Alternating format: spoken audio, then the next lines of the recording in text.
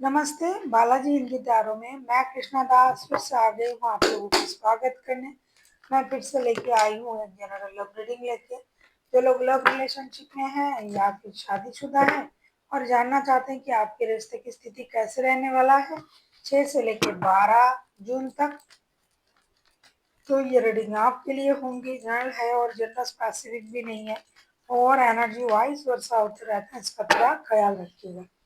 Sunshine moonshine किसी भी sign से स्कॉर्पियो हो तो ये रीडिंग आपके लिए होगी। इस रीडिंग को आप जनरल तरीके से देखना और ये जेंडर स्पेसिफिक भी नहीं है। पहले हम आपकी और आपकी पर्सन की करंट एनर्जी को देख लेते हैं स्कॉर्पियो आपके पर्सन की करंट फीलिंग्स।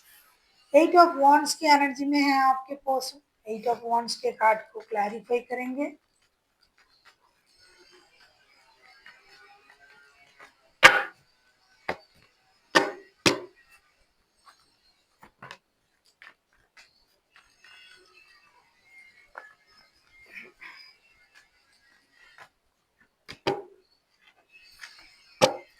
8 ऑफ वॉन्ड्स के कार्ड को हम क्लैरिफाई कर रहे हैं।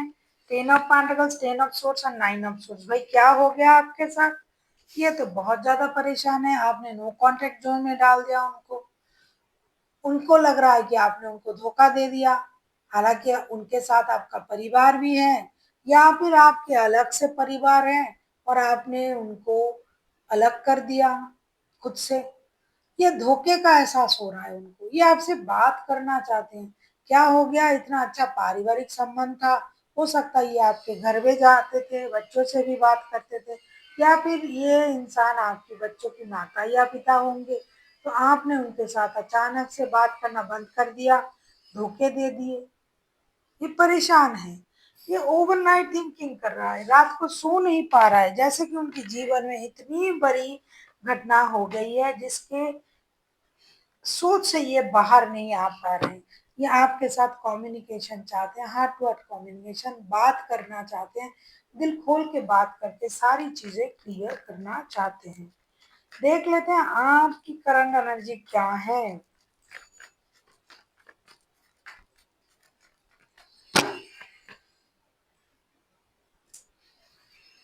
आप भी तो वही सोच रहे हो, जजमेंट का कार्ड आया है। जजमेंट के कार्ड को क्लैरिफाई करेंगे।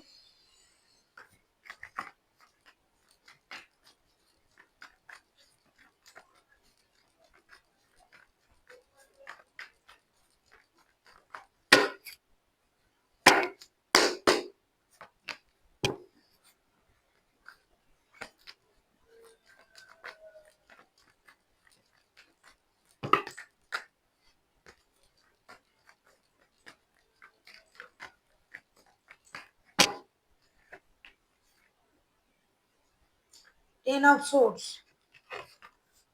जजमेंट के कार्ड को हम क्लैरिफाई करेंगे 6 of wands, night of swords and page of swords के साथ। ऐसा लग रहा है कि आप बहुत ज्यादा उतावले भी हो, रिश्ते जुड़ना भी चाहते हो, उनको स्टॉक भी कर रहे हो और आपको ये लग रहा है कि मैं अचानक जाके उनसे बात कर लूंगा कि क्या हुआ है, क्यों ऐसा हमने किया है। लेकिन आपके पास इतनी सारी जिम्मेदारी है, काम की, रिश्ते की, आपको वक्त नहीं मिल रहा है।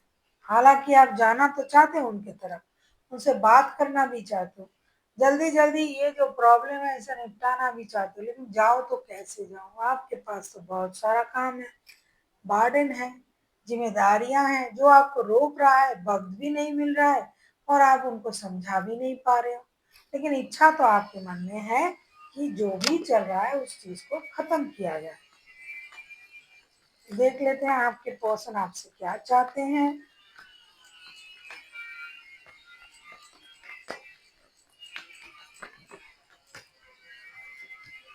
देख लेते हैं आपके पर्सन आपसे क्या चाहते हैं।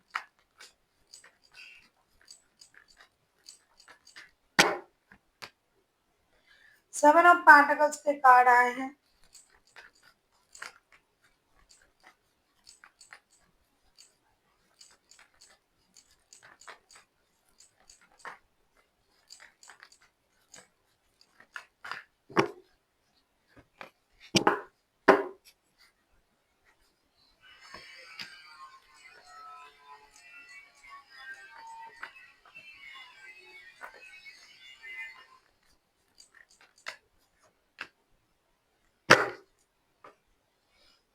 एस ऑफ वॉन्ड्स के कार्ड आए हैं बॉटम ऑफ द डेक में।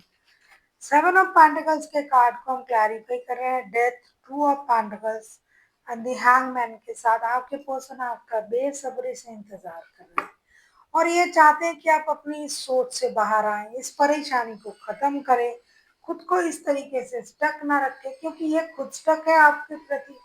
इनके दिमाग में आपके अलावा कुछ आता ही नहीं है। ये खुद परेशान है कि ऐसा कैसे हो गया रिश्ता। ये चाहते हैं कि आप इस परेशानी को खत्म करें, रिश्ते में एक नई शुरुआत करें और ये जो आप खुद को रोक के रखे हो ना उसको खत्म करें। इनको कुछ पैसों की भी जरूरत है जो कि आपसे मदद भी उनको मिल रहा था, तो आपको इन सारी जिम्मेदारियों को निभाना है, रिश्ते बैलेंस करने हैं, उनसे मिलना है, उनको पैसे देना है, इस पेन से उनको बाहर निकालना है, खुद की स्टकनेस से खुद को भी बाहर निकालना है और एक्शन लेना है।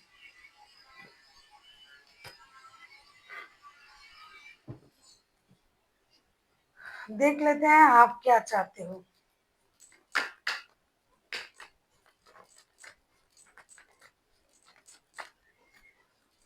अगर आपको रीडिंग अच्छी लगे चैनल को सब्सक्राइब कर दीजिएगा, लाइक शेयर एंड कमेंट करना ना भूलिएगा। पर्सनल रीडिंग चाहिए तो डिस्क्रिप्शन बॉक्स में डिटेल्स है। आपको क्या चाहिए होगा? Five of pentacles.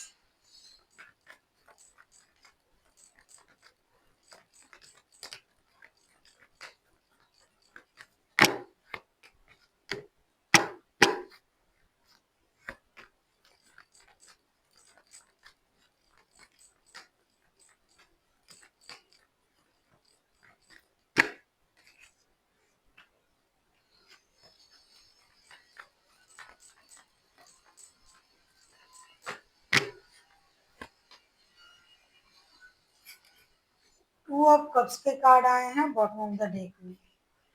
Five of pentacles के कार्ड को हम क्लैरिफाई कर रहे हैं, दी एम्परर, किंग ऑफ कप्स और नाइट ऑफ कप्स के साथ। सीधी सी बात है, आप वही चाहते हो कि जिस पाँव से गए थे भाई उस पाँव से लौट आओ और आप ये भी चाहते हो कि आपको ना छोड़े। ये मैच्योरिटी दिखा है। फिनेंशियल लॉसेस तो आता जाता रहता है लेकिन रिश्ते तो जुड़े रहने चाहिए क्योंकि आपके लिए तो ये इंसान आपका सोलमेट है। आपको तो लगता है कि ये रिश्ता कुंडली मिला के आया है, आपके पर्सन को ही इस बात का एहसास नहीं है, तो आप चाहते हो कि आपको ना छोड़े, आप गलत ना समझे आपके पर्सन आपको, और सही सोच के साथ मैच्योरिटी के साथ रिश्ते में एक्शन लेने के बारे में सोचे जैसा कि ये इंतजार कर रहे हैं आपके लिए। स्टक है, रो रहे हैं, परेशान हो रहे हैं, इसके अलावा भी कोई काम होता है भाई? रिश्ते को सही करने की कोशिश जो कि इनको भी करना चाहिए। इनको लग रहा है कि आप कुछ नहीं कर रहे हो लेकिन आप बिजी हो, आप वक्त नहीं दे पाते हो, उस बात को इनको समझना चाहिए ना भाई। ये नहीं समझते हैं, तो आप चाहते हो कि ये समझे, समझदारी दिखाए, मैच्योरिटी दिखाए और रिश्ते को सही करे क्योंकि आप उनको छोड़ के कहीं नहीं जाने वाले।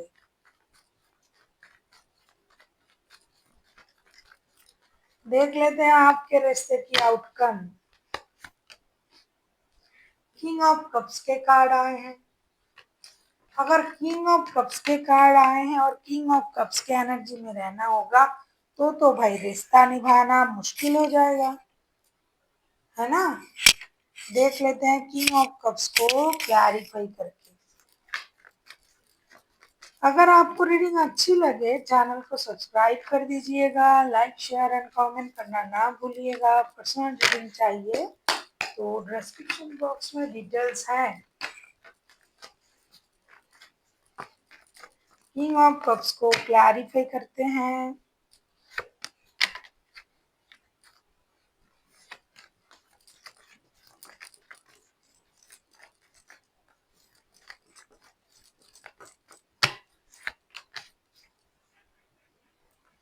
फोर ऑफ वॉन्ड्स के कार्ड आए हैं बॉटम ऑफ द डेक में।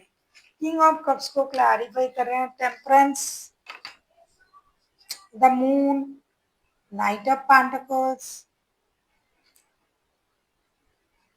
अनवांटेड ट्रॉमा तो है भाई इस रिश्ते में, कोई कुछ छुपा रहा है, और कोई बिना समझे ही परेशान हो रहा है। अगर कोई कुछ छुपा भी नहीं रहा है, सामने वाले को ये लग रहा है कि भाई मेरे से बात छुपाया जा रहा है, मुझे धोखा दिया जा रहा है, मेरे से बात क्यों नहीं कर रहा है, कोई और बात तो नहीं है। देखो, 4 ऑफ वॉन्ड्स के कार्ड ना इस डेक से आया है, और पहले भी 2 ऑफ कप्स के कार्ड आए थे। तो रिश्ते में एक दूसरे में शक के अलावा क्या हो सकता है? क्योंकि स्कॉर्पियो जो है वो तो अपने पर्सन को बहुत प्यार करते हैं, वक्त नहीं दे पा रहा है।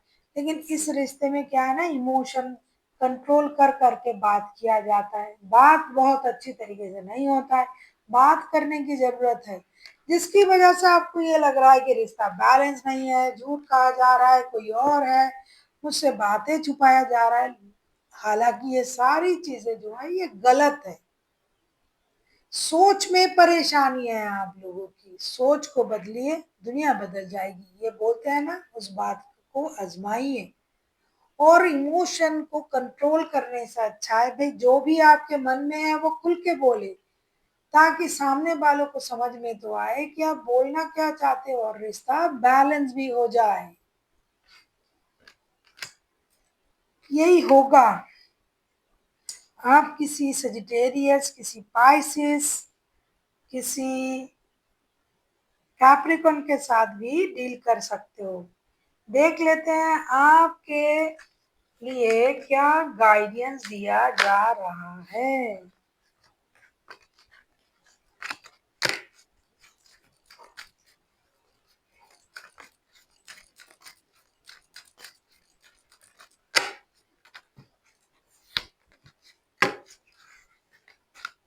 फॉरगिवनेस, ये फॉरगिवनेस ना, लोग समझते हैं कि हमें दूसरों को माफ करना है। नहीं भाई, खुद को भी माफ करना होता है कि हमने भी गलत सोचा, हमने भी गलत सोचा, तभी तो हम खुद के साथ गलत किए। जब हम खुद उल्टा सीधा सोचते हैं तो खुद के साथ तो गलत होता ही है। तो फॉरगिवनेस के एनर्जी में आई है, फॉरगिव एंड फॉरगेट, खुद को भी माफ करें, क्योंकि आपने गलत सोचा, आपने खुद का बुरा सोचा, खुद के लिए बुरा किया। दूसरों को माफ करना तो अलग बात है, पहले खुद को तो माफ करें।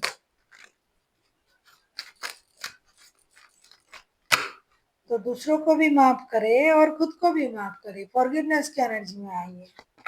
दूसरा, नो नीड टू वरी। जब भी आप फॉरगिवनेस की एनर्जी में आ जाओगे ना, आपकी चिंता यूनिवर्स तक पहुंच जाएगी, और आपको चिंता करने की जरूरत नहीं है, यूनिवर्स सब कुछ कर लेगा आपके लिए, क्योंकि आप सरेंडर कर रहे हो ना, माफ कर रहे हो ना लोगों को।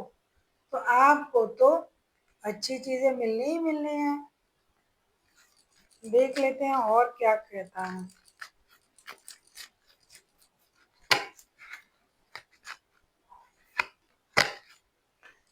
बहुत अच्छी बात है, कोई भी निर्णय लेने से पहले शक के बिना पर आपने निर्णय ले लिया, ये मेरे से बात नहीं कर रहा है, शायद किसी और के साथ जुड़े हुए हैं। तो आपको किसी निर्णय लेने से पहले उस चीज के बारे में जानकारी होनी चाहिए।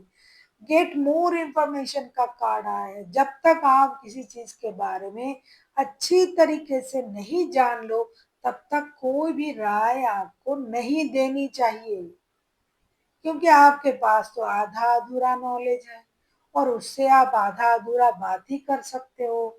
इसीलिए कोई भी निर्णय लेने से पहले आपको उस चीज के बारे में भली भांति जानकारी होनी चाहिए, तब जाके आप कोई निर्णय लेना। So thank you for watching, and फिर मिलते हैं एक नई वीडियो के साथ।